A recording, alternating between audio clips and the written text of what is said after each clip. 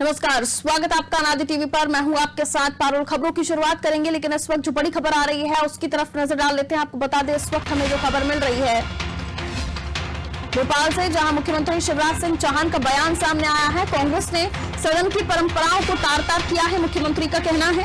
कांग्रेस ने आदिवासी नेता का अपमान किया है। कांग्रेस स्तरहीन राजनीति करती है। आज भी ऐच्छिक अवकाश है। कांग्रेस घड़ियाली आंसू बहा रही है। तो मुख्यमंत्री शिवराज सिंह चौहान का बयान, कांग्रेस ने सदन की परंपराओं को तार-तार किया, आदिवासी नेता का अपमान किया, कांग्रेस स्तरहीन राजनीति कर रही है। क्या कुछ कहा है मुख्यमंत्री शिवराज सिंह चौहान ने, आप सुनिए।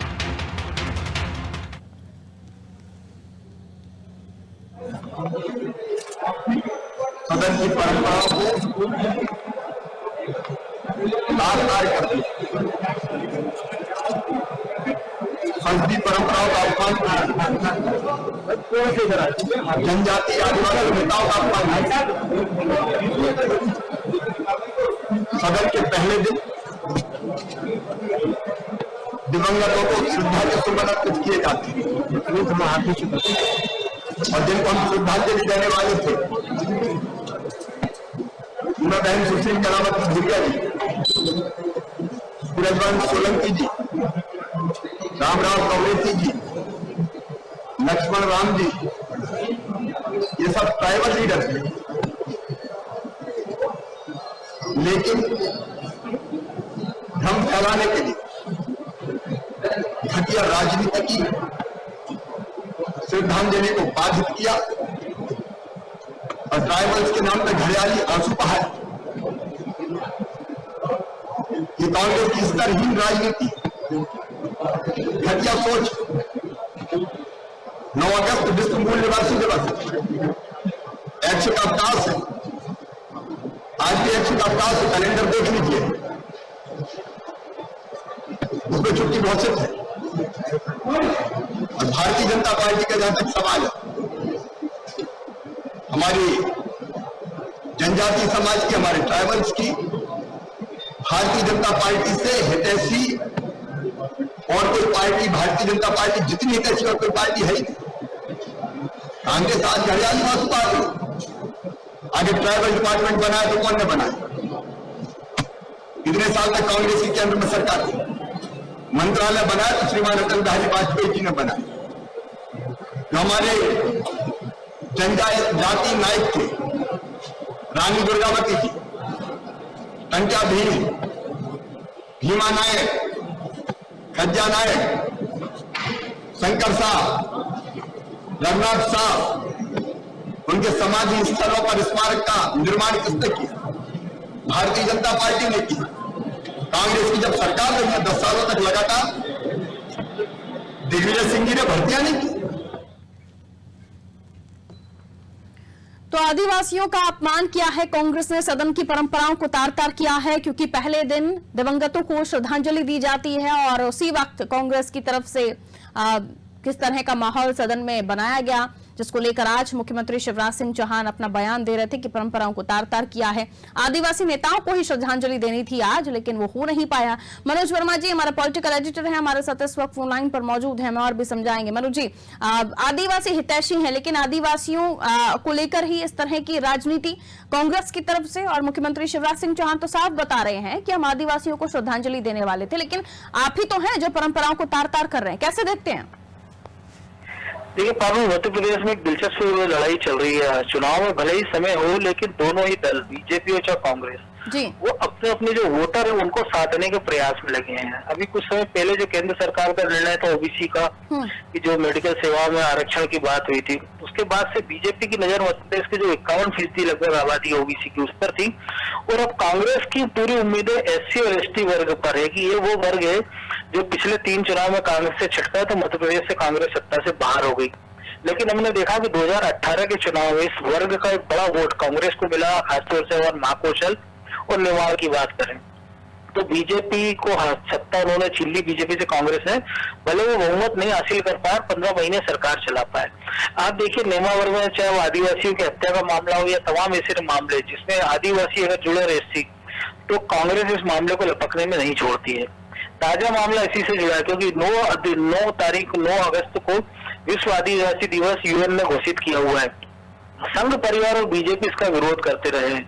संघ परिवार का साफ तौर पर कहना है कि आदिवासियों के साथ साथ इस भारत में जितने लोग हैं वो यहीं के मूल निवासी हैं और ये विश्व आदिवासी दिवस ईसाई मिशनरियों का षड्यंत्र है जिसके तहत ये दिन मनाया जाता है। तो चूंकि संघ परिवार इसके विरोध में, कमलनाथ जब मुख्यमंत्री थे तब उन्होंने 9 तारीख को अवकाश घोषित किया था और उसके छत्तीसगढ़ में अवकाश घोषित है, लेकिन मध्य प्रदेश सरकार ने पहले कैलेंडर में इसकी छुट्टी घोषित कर दी थी, लेकिन बाद में उसको ऐच्छिक अवकाश में तब्दील कर दिया गया था क्योंकि संघ परिवार ने इस पर नाराजगी उठाई थी।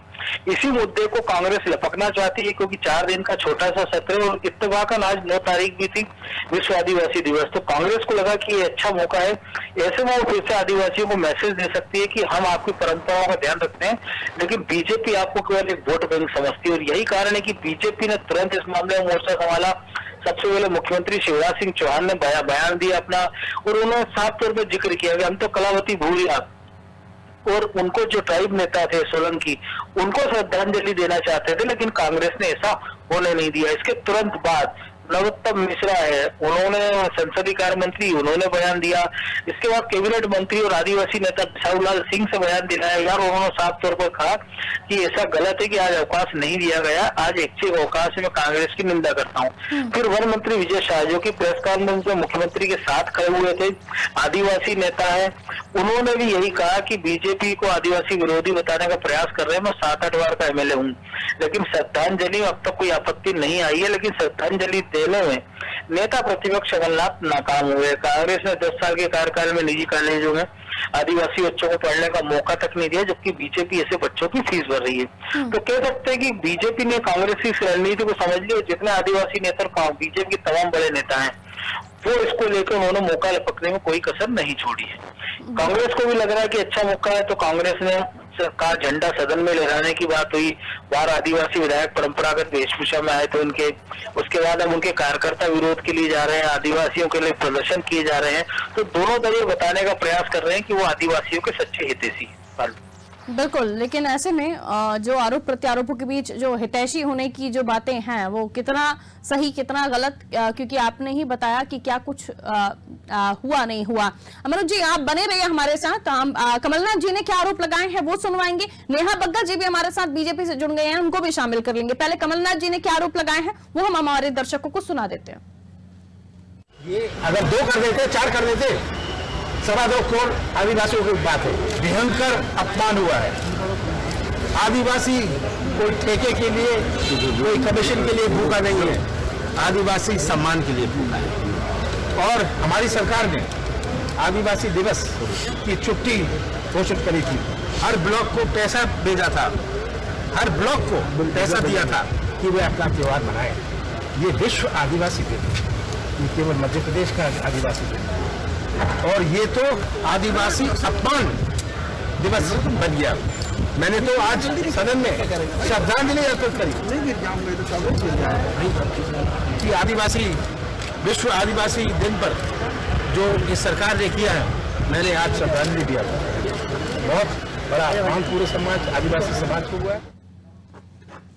चलिए, मनोज वर्मा जी भी हमारे साथ बने हुए हैं और नेहा बग्गा जी बीजेपी से हमारे साथ जुड़ी हुई है। नेहा जी बहुत स्वागत करती हूँ आपका नादी टीवी पर। जी नमस्कार। नेहा जी, कमलनाथ जी कह रहे हैं आप लोगों ने आदिवासी अपमान दिवस मना दिया, आदिवासी विश्व आदिवासी दिवस को आप लोगों ने आदिवासी अपमान दिवस बना दिया। देखिए, बहुत ही अफसोसजनक है जिस तरीके से ये लोकतांत्रिक प्रक्रियाओं का लगातार मजाक उड़ाने का काम कांग्रेस पार्टी कर रही है, चाहे मध्य प्रदेश के सदन में या देश के सदन में। आपने देखा कि किस प्रकार से इन्होंने पूरा मानसून का सेशन वहां पर भी खराब करने का पूरा काम किया है। सिवाय राजनीतिक रोटियां सेकने के कमलनाथ जी या कांग्रेस पार्टी देश के अंदर कुछ नहीं कर रही है। और जब ये आदिवासियों के सम्मान की बात करते हैं तो बहुत सम्मान के साथ तो मैं इनको याद दिलाना चाहती हूँ कि आदिवासी जो गर्भवती महिलाएं हैं उनके न्यूट्रिशन का भी अगर उसमें घोटाला करने का काम किसी ने किया, वो पैसा खाने का काम किया, उसको गुल करने का काम किया, तो ये कमलनाथ जी की सरकार ने किया है। और लगातार सिर्फ आदिवासियों को अपना वोट बैंक की राजनीति बनाना, सदन आज शुरू हुआ है, कोरोना की परिस्थितियां प्रदेश ने देखी हैं, आगे किस प्रकार से सुचारू रूप से सभी विधायक मिलकर काम कर सके, इस पे कोई चर्चा नहीं करना चाहते कमलनाथ जी।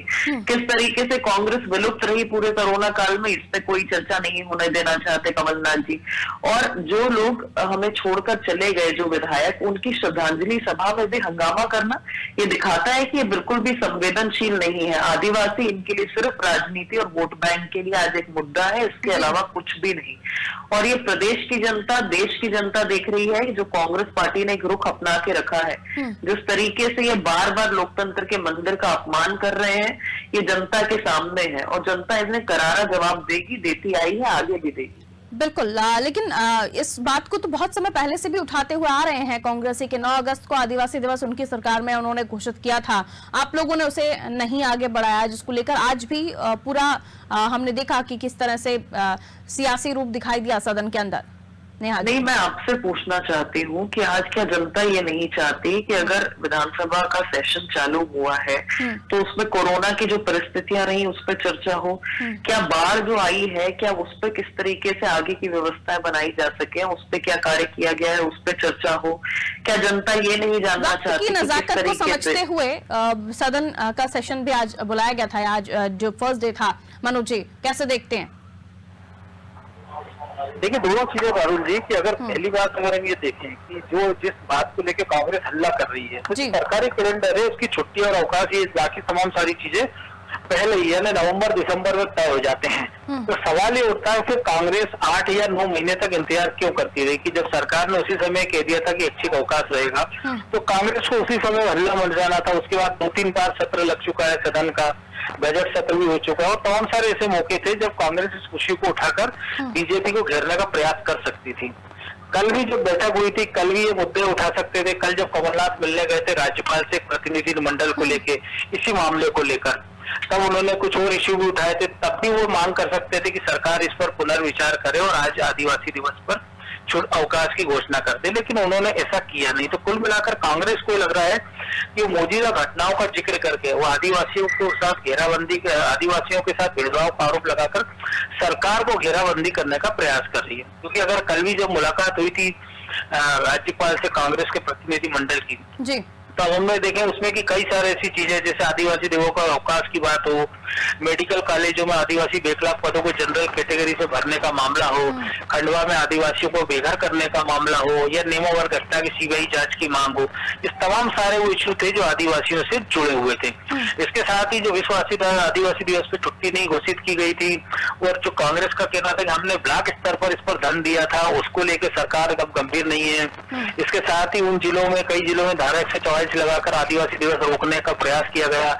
ऐसे तमाम सारे इश्यू थे जो कांग्रेस के प्रतिनिधि मंडल ने उठाए थे। तो जैसा मैंने शुरुआत में कहा कि सब एक खेमेबंदी की बातचीत हो रही है और कांग्रेस को लग रहा है ये सही मौका है कि जो आदिवासी थोड़ा बहुत जो वोट बैंक बीजेपी तो शिफ्ट हुआ था, वो वापस जो उनके विधक प्याले में आया था विधानसभा के चुनाव के समय, उसको बरकरार रखा जाए और उनके बीच अपनी पेड़ बढ़ाई जाए, तो बीजेपी को कड़ी टक्कर देने का प्रयास वो कर सकते हैं। बिल्कुल मनोज जी, लेकिन बीजेपी मौका दे रही है बैठे बिठाए। आपको ऐसा नहीं लगता कि पहले से ही जब पता था कि इस तरह की संभावनाएं हो सकती हैं, और अगर आप आदिवासी के हितैषी हैं तो पूर्ण रूप से छुट्टी हो जानी चाहिए थी?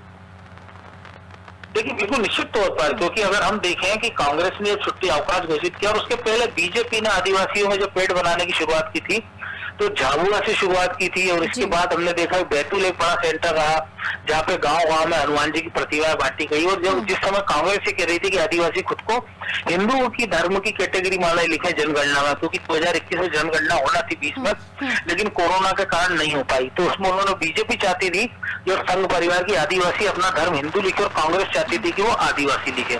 तो शुरुआत तब से हुई। तो बीजेपी जब टंटिया भील को याद करती है, बीजेपी जब बिरसा मुंडा को याद करती है, तो बीजेपी और इतने बड़ी हितैषी जैसे बीजेपी के तमाम सारे नेता कह रहे हैं, मंत्री है, मुख्यमंत्री भी कह रहे हैं, तो बीजेपी को आज के दिन में अवकाश घोषित कर देना था, तो शायद वो माइलेज लेने की स्थिति में रहती और ये कह पाती कि आदिवासियों के बेहतर हितैषी हमें। लेकिन जैसे मैंने पहले कहा, क्योंकि संघ परिवार नहीं चाहता है और संघ परिवार इस आदिवासी दिवस का विरोध करता रहा है, क्योंकि उनका कहना है कि ईसाई मिशनरियों का एजेंडा है। तो पूरी दुनिया में लगभग 37 करोड़ आदिवासी हैं, पूरी दुनिया का जो एक फिगर निकाला जाता है, जिनकी लगभग 7000 भाषा समुदाय हैं, 5000 तरह के अलग अलग समुदाय हैं। तो ऐसे में मतलब हिंदुस्तान में इसकी विविधता आप देख लिए, मध्य प्रदेश में तमाम राज्यों में। लेकिन संघ का जो पूरा फोकस है वो यही कि आदिवासियों को हिंदू में गिना जाए, इसलिए आदर्श आदिवासी दिवस ना मनाया जाए। ठीक है, फिरोज सिद्दीकी जी का स्वागत कर लेती हूँ मैं, आप शामिल कर लेती हूँ चर्चा में। कांग्रेस से हमारे साथ जुड़े हुए फिरोज सिद्दीकी जी, स्वागत करती हूँ आपका आदि टीवी पर। जी धन्यवाद। बिल्कुल, मैं सवाल आपसे लूंगी लेकिन मनोज जी की बातों का जवाब मुझे नेहा जी से ही लेना होगा। नेहा जी, पहले ही अगर ये तमाम चीजें सॉर्ट आउट हो जाती तो शायद आज माइलेज लेने की स्थिति में आप लोग होते।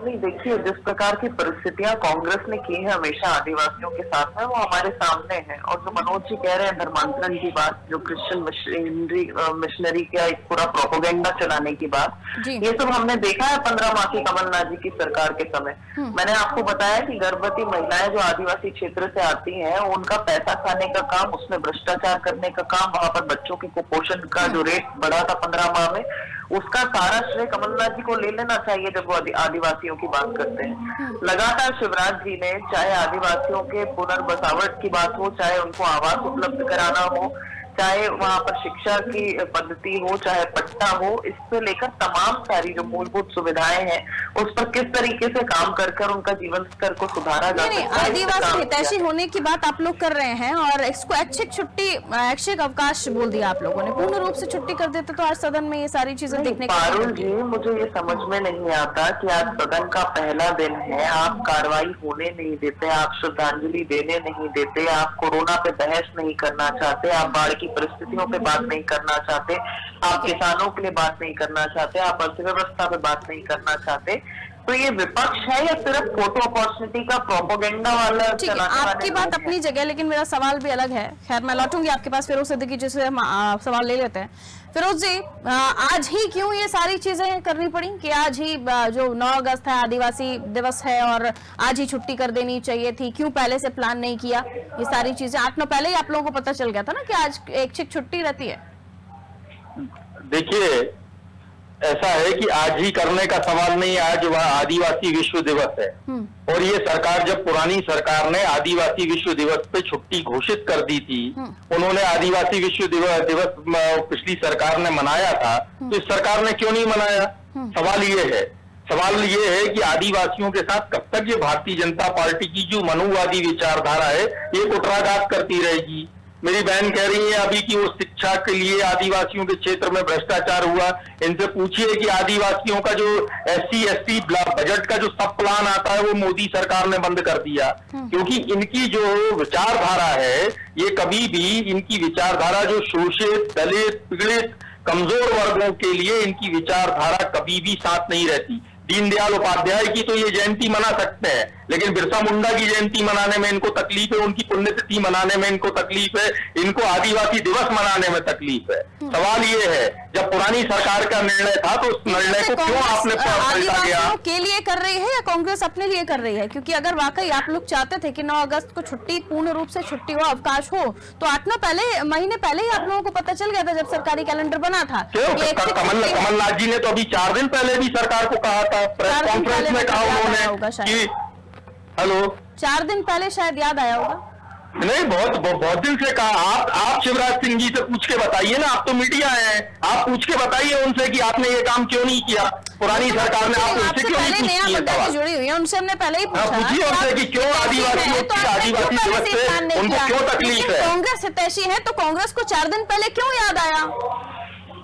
देखिए, कांग्रेस तो पहले दिन से कह रही थी, हमने तो जब भी विरोध किया हमेशा, और आज भी कर रहा है। और आज जब विधानसभा है, तो विधानसभा में जब आदिवासी दिवस है, आदिवासियों के मुद्दे नहीं उठेंगे तो किसके मुद्दे उठेंगे? ये भी तो बात हो रही है ना कि आदिवासी नेताओं को श्रद्धांजलि नहीं देने दी आपने, आप कैसे हितैषी हैं? ये भी सवाल है। किसने कहा हमने श्रद्धांजलि नहीं देने दी? वो तो भारतीय जनता पार्टी का काम है कि होर्डन करना, हो करना और काम नहीं करना, और उसके बाद उसका प्रचार करना, इनका काम है, हमारा काम नहीं है। नोटिस किया होगा मनोज जी, क्या वाकई कुछ भी नहीं हुआ? ये फालतू हो हल्ला हो रहा है? मनोज जी की आवाज दीजिए। जी सर। सबसे बड़ी बात देखिए वारुल जी की 1982 से इसकी शुरुआत यूएन ने की थी। लंबा समय, लगभग 4 दशक का बीत गया। जी सर, आवाज मिल रही है आपको? चलिए, लगता है मनोज सर का फोन डिस्कनेक्ट हुआ। आप दोनों का बहुत बहुत शुक्रिया हमारे साथ जुड़ने के लिए। मनोज जी भी हमारे साथ जुड़े थे, उनकी बात अधूरी रह गई, लेकिन ठीक है, कोई इशू नहीं। बहुत बहुत शुक्रिया आप तीनों का हमारे साथ जुड़ने के लिए।